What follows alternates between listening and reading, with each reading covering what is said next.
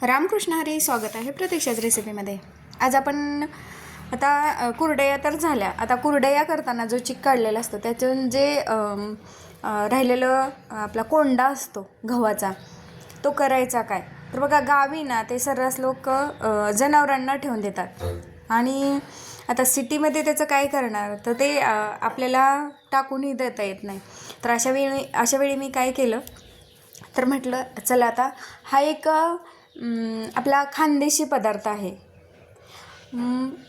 खानदेशामध्ये ना हे गव्हाचं चीक काढून झाल्यानंतर ना त्यामध्ये जे राहिलेला त्याचा जो चोथा असतो ते टाकून दिला जात नाही, तर ते त्याच्या बघा मस्त अशा भातवड्या घातल्या जातात। आता आपण याच्यातून चीक पूर्णपणे काढण्याचा प्रयत्न करतो, परंतु बघा 100% त्याच्यातला चीक निघू शकत नाही। कितीही तुम्ही मिक्सरमध्ये काढला किंवा मशीनने काढून आणला, हाताने काढला ना तरीही त्याच्यातला पूर्णपणे चीक निघू शकत नाही। तर अशा वेळी ना आपण त्याच्यातला चीक काढून त्याच्या कुरडया घातल्या आणि राहिलेलं जे आहे त्याच्या मी मस्त अशा भातवड्या तुम्हाला करून दाखवते। आता काय झालं तर ते 2 दिवस मी वाळवून घेतलेलं आहे।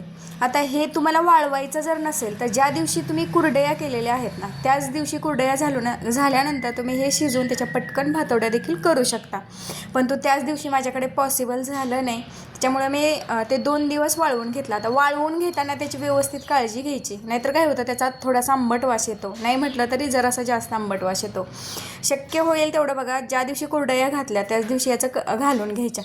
माझ्याकडून पॉसिबल नाही झाल्यामुळे मी ते 2 दिवसांनी मस्त असं व्यवस्थित वाळवून त्याचे वास येणार नाही याची काळजी घेऊन त्याचं मी भातवड्या घातलेल्या आहेत। आता इथे काय केलं मी, एक पातीला ते जे राहिलेलं होतं आपला कोंडा तो एक पातीला माझा भरलेला आहे। त्या एक पातेल्याच्या हिशोबानेच म्हणजे एक पातीलं ते भरलं म्हणून एक पातीलंच मी पाणी इथं घेतलेलं आहे।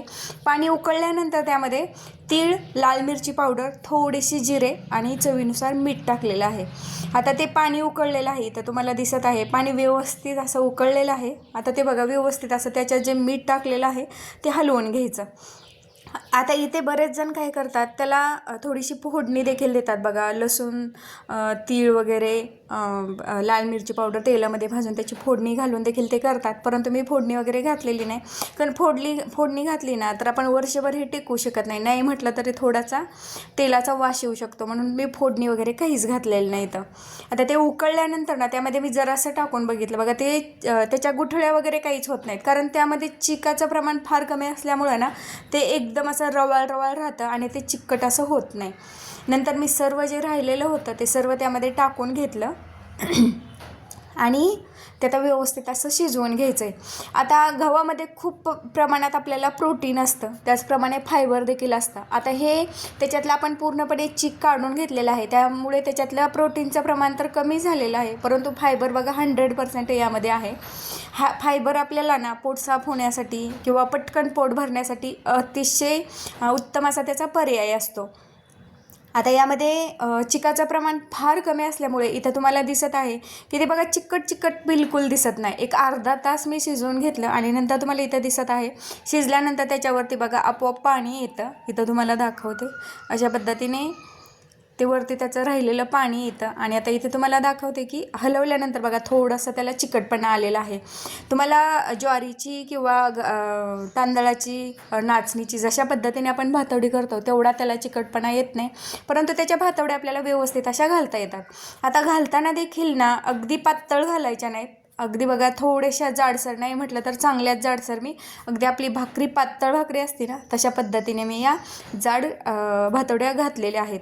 आता ह्या दिसायला जरी जाड असल्या ना तरी त्या वाळल्यानंतर खूप पातळ होतात आणि त्या जेवढ्या तुम्ही जाड घालून वाळवाल ना तेवढ्या त्या कुरकुरीत अशा कुरकुऱ्यासारख्या लागतात बघा, क्रंची मस्त अशा टेस्टी लागतात।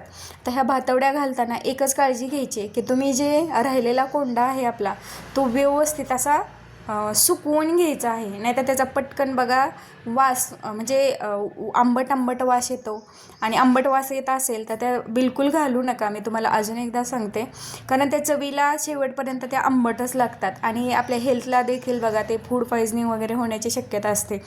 म्हणून शक्य होईल तेवढं बघा, तुमच्याकडे जर पॉसिबल असेल तर तुम्ही सकाळी चीक काढून एक 10 वाजता चीक काढून ना लगेच त्याच्या भातवड्या घालून दुसऱ्या दिवशी देखील त्याच्या कुरडया घालू शकता. हा देखील तुम्हाला एक उत्तम पर्याय आहे.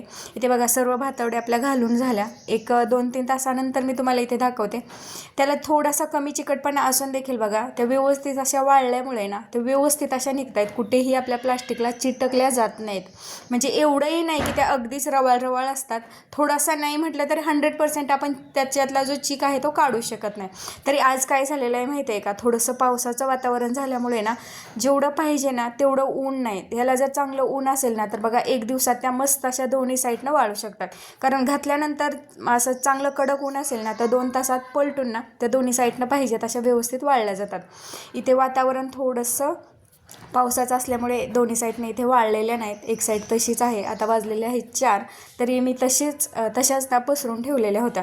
आता मी ह्या ना अगदी कडक उन्हात 4 दिवस वाळवलेल्या आहेत. आणि इथं तुम्हाला दिसत आहेत की मस्त अशा पातळ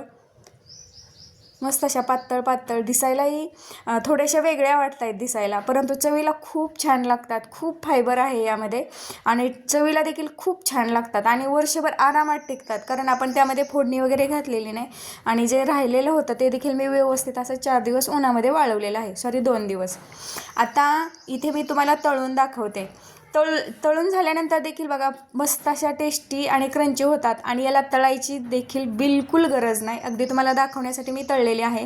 अगदी अशाच जरी तुम्ही न तळता खाल्ल्या ना तरी मस्त अशा क्रंची आणि सॉफ्ट आहेत. क्रंची म्हणजे त्या कडक झाल्या म्हणजे अशा कडक नाहीत. बघा आपल्याला दाताला व्यवस्थित आपण कुरकुरे कसं खातो ना तशा पद्धतीने लागतात.